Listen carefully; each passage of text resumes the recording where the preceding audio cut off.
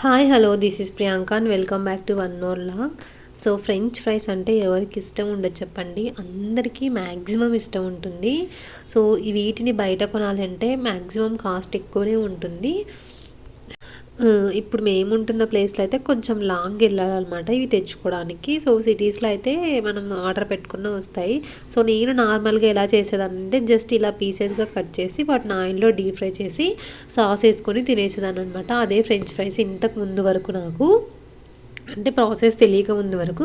But ఇప్పుడు ఒకసారి అలా స్క్రోల్ చేస్తూ ఉంటే ఒకసారి చూసాను అనమాట. సో విష్ మై ఫుడ్స్ అతను బాగా చేస్తాడు కదా తను. సో తన ప్రాసెస్ని ఫాలో అయ్యి చేశాను, ఎక్సలెంట్గా వచ్చాయండి. ఫస్ట్ అయితే మొత్తం వాటిని పీల్ చేసేసుకున్నాను. పీల్ చేసుకున్న తర్వాత ఇలా చిన్నగా ముక్కలుగా కట్ చేసుకున్నాను అనమాట. వీటిని ఫస్ట్ అయితే వాష్ చేసుకోవాలన్నమాట.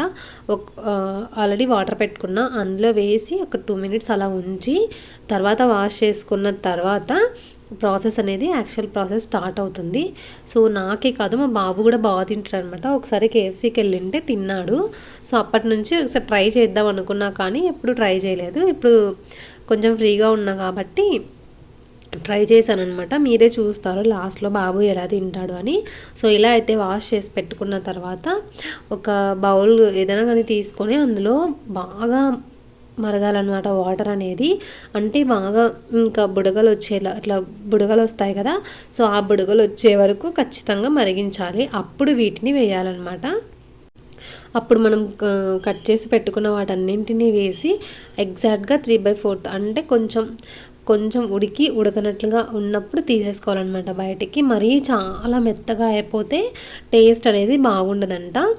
సో నేనైతే నాకైతే పర్ఫెక్ట్గా వచ్చినాయన్నమాట. మీరే చూడండి, ఈ ప్రాసెస్ మొత్తం చూస్తే మీకు కూడా అర్థమవుతుంది. సో నేనేం మీకు టీచ్ చేయట్లేదు, బస్ నేను ఎలా చేసుకున్నాను నాకు పర్ఫెక్ట్గా కుదిరింది, మీరు ఎలా చేసుకుంటే బాగొస్తుందని చెప్తున్నా అంతే. నేనేం పెద్ద వంటలక్కన కాదనమాట. సో ఇలా కొంచెం సాల్ట్ కొంచెం ఆయిల్ వేసేసి మంచిగా బాయిల్ చేసేసాను అనమాట. సో బాయిల్ అయ్యాక వీటన్నింటినీ ఒక పేపర్ మీద పక్కన పెట్టుకున్నా. సో పేపర్ మీద పెట్టేసుకున్నాను. కొంచెం అంత తడి అంతా పోతే బాగుంటుంది, అంటే కొంచెం ఆరనివ్వాలన్నమాట. ఎందుకంటే మళ్ళీ వీటిని మనం ఆయిల్లో వేసినప్పుడు చిటపట అనకుండా పేపర్ మీద వేస్తే మొత్తం తడంతా పీల్ చేసుకొని కొంచెం డ్రై అవుతుంది కదా, అందుకని. సో ఇలా అయితే పెట్టేసుకున్నాను అనమాట. సో మళ్ళీ వీటిని కూడా ఒకసారి వాటర్లో మళ్ళీ కడిగేసినాను అనమాట. సో బాగా వచ్చింది ఈ ప్రాసెస్.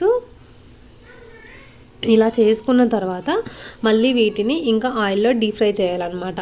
సో డీప్ ఫ్రై చేసేటప్పుడు బాగా అంటే సిమ్లో పెట్టుకొని మరీ డీప్ ఫ్రై చేయాలి. మనం హై ఫ్లేమ్లో చేస్తే మాత్రం ఖచ్చితంగా ఈ వంట ఫ్లాప్ అవుతుందన్నమాట. సో ఇలా అన్నీ వేసేసుకొని మంచిగా గోల్డెన్ కలర్ వచ్చేటప్పుడు దించేసుకోవాలన్నమాట. ఇక్కడ నాకు మా బాబు ఏదో డిస్టర్బ్ చేశాడు, అందుకే కొంచెం మాడినట్లు అయిపోయినాయి, కానీ టేస్ట్ అయితే బాగున్నాయి అనమాట.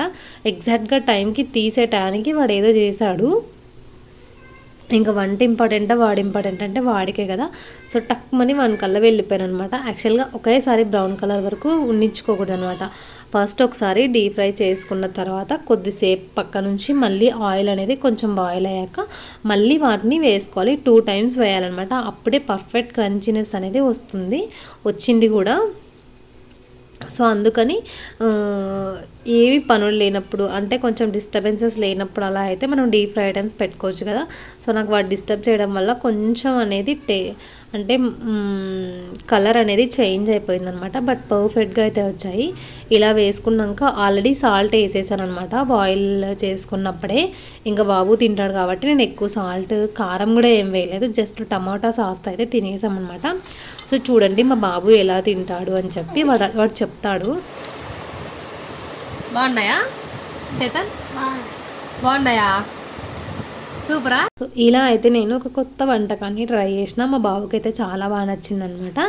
సో అలా ఈవినింగ్ స్నాక్స్కి ఇంకెప్పుడైనా చేసుకోవడానికి నాకు ఒక స్నాక్ దొరికింది. ఐ హోప్ వీడియో నచ్చింది అనుకుంటే, వీడియో నచ్చితే please like, share and subscribe.